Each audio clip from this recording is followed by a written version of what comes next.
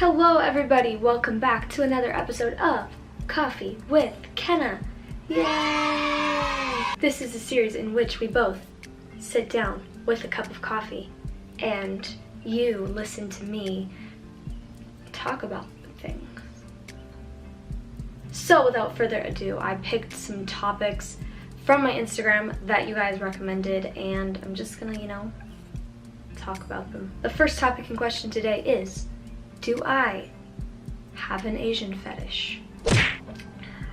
We are probably all no stranger to the silly little rumor that's going around saying that I have an Asian fetish. So let's just go ahead and dive right into that. Let's analyze this conspiracy theory. Let's start by talking about what exactly is fetishization. Fetishization is defined as the sexual fascination with things that aren't inherently sexual.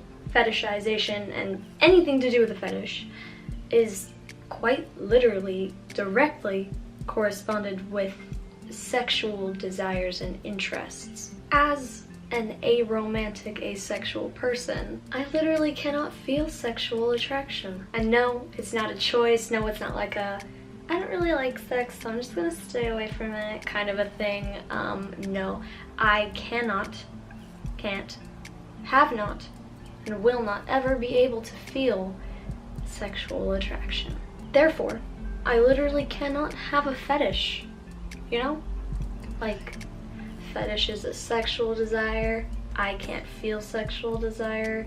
You get what I'm saying, right? So no, I do not have an Asian fetish. I think people use the Asian fetishization thing as a way of describing somebody who's obsessed with Asians maybe, but the correct term for that would actually be a weeaboo. So then, am I a weeaboo? The answer to that is also no. No, I am not. So then why might somebody think that I am obsessed with Japanese culture, wanting to be an Asian person, or anything like that? I'm gonna go ahead and blame that probably on my humor. I feel like it always comes back to that. Always comes back to bite me in the butt.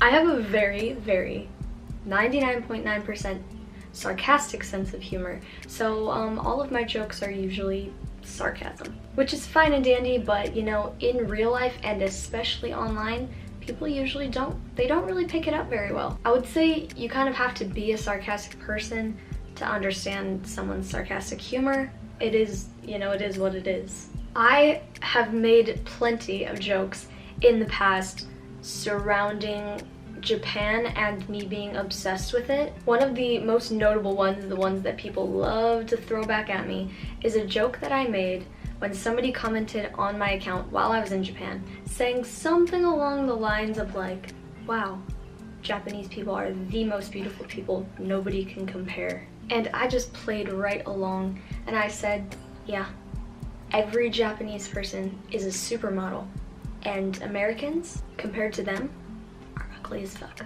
Now, I don't know about you guys, but I think it was pretty obvious that I was joking. Let's break down why. All Japanese people are supermodels. Clearly they aren't.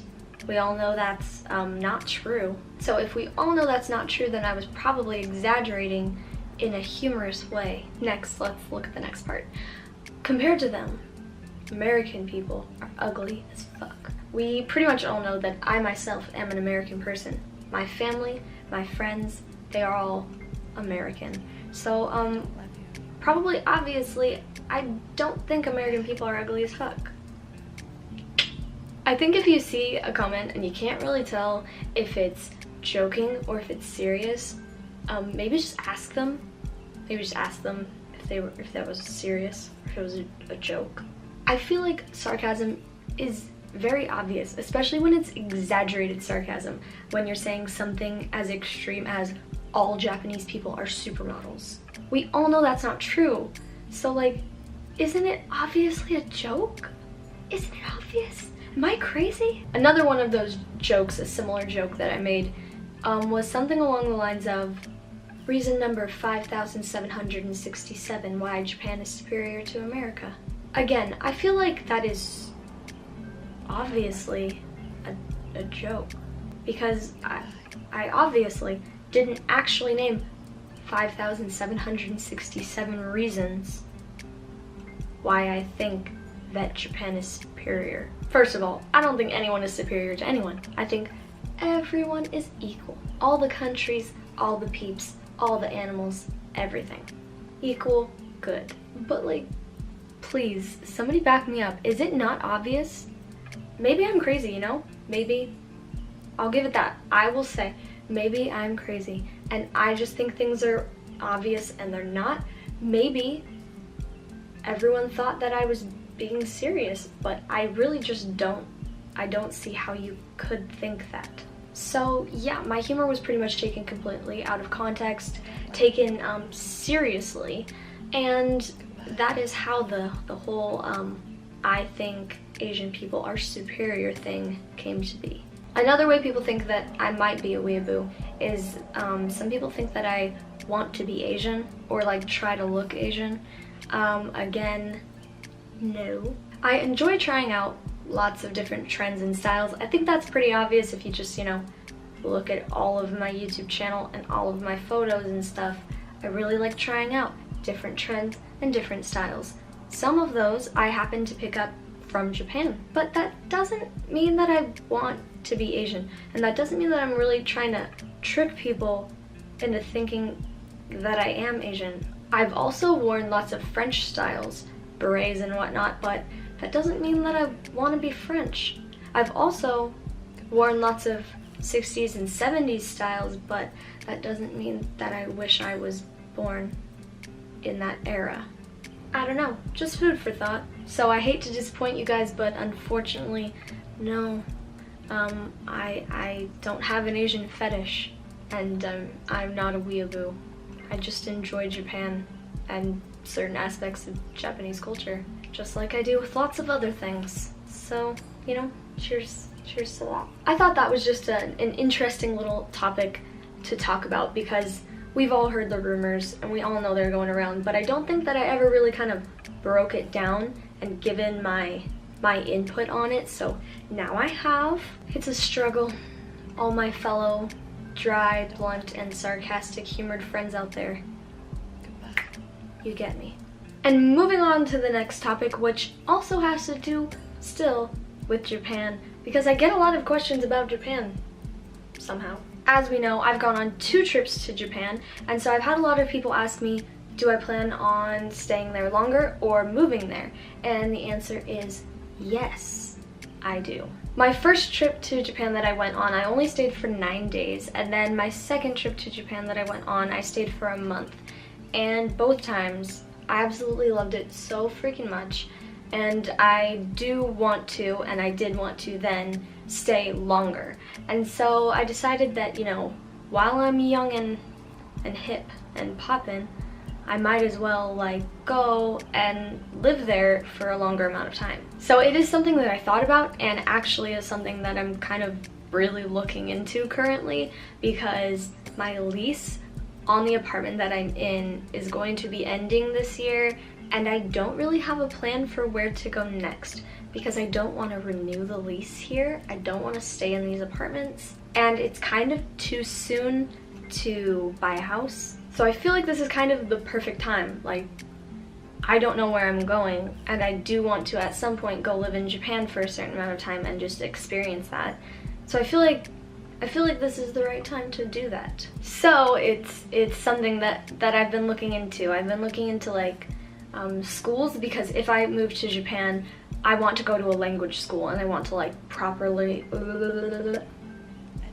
can't even speak my own language. I want to properly learn Japanese if I'm gonna live in Japan, obviously, you know? Learning Japanese on your own is fine, but it's a little difficult, and I would rather just like go to a school. I think would be a really cool experience, because I never went to college or anything like that, and I'm one of those people who I only like to learn things that interest me, which is why I struggled in school so much, but that's a different subject. But I think that if I went to a Japanese language school, which is literally only focused on learning Japanese. I feel like I would probably enjoy it and do good because it's just the one subject that I want to learn.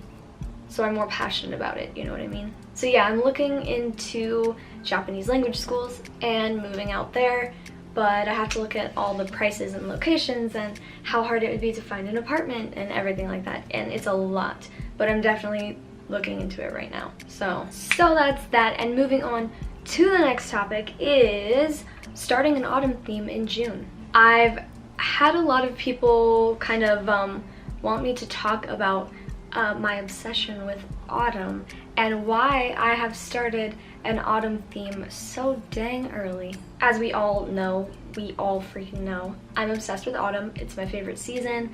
I love it. I mean, I can't put it into words really, I love it. Usually, I mean, I always pretty much start an autumn theme kind of early. I think last year I started it in August, and I declared that August was pre-autumn, which I still stand by. See, the thing is that I don't much care for summer. Like, summer's fine, I guess, but I don't really like it very much. Not just like the weather and stuff, but I mean kind of all of it. Like, I don't really care for the holidays in summer, and I don't really care for like summer style. I don't really care for the beach that much. The colors associated with summer, just kind of like the whole package. Like, summer just, it's not so much my thing. It was my thing when I was little. I really, really loved summer when I was little, and 4th of July was actually my favorite holiday when I was little. So summer rolled around and I was already over it before it even started, and I was like, I just want it to be fall so I can wear my favorite colors and decorate with my favorite decor pieces and stuff like that. And then I was just like, wait, why don't I do that though? For some reason in my head, I was like, during summer, I have to wear summer colors. Like, I have to wear kind of bright, happy pastel colors and pink. And then during fall, I can wear all my neutral colors and stuff. I don't know why my brain kind of clicked like that, but that's what it did. And then I decided that, you know what, time is an illusion. And you can wear whatever the fuck you want, whenever the fuck you want. So yeah, I pretty much just decided that who cares? And if I want to wear autumn colors, neutral colors, during the summer and decorate with like leaves and pretty oranges and browns and stuff like that, then you know, I'ma do it. It seems to really bother some people, which is funny, but you know, to each their own. Time is an illusion.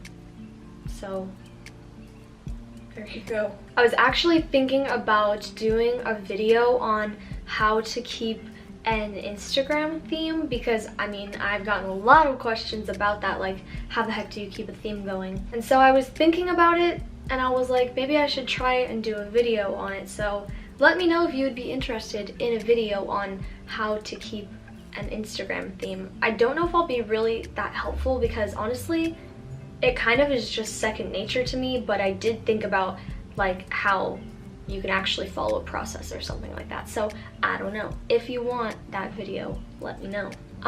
Yeah, that's pretty much it. I think I talked about all the topics that I wanted to cover. So I hope that you guys enjoyed this video and your coffee.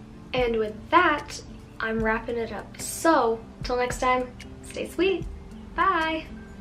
I actually got through a coffee with Kenna video like properly talking about everything that I wanted to talk about with no confusion and rambling, and I'm very proud of myself. I usually get too frustrated because I start rambling about things, then I'm like, did that make sense? Then I delete the video. So I think we did good this time. Cheers. Okay, bye.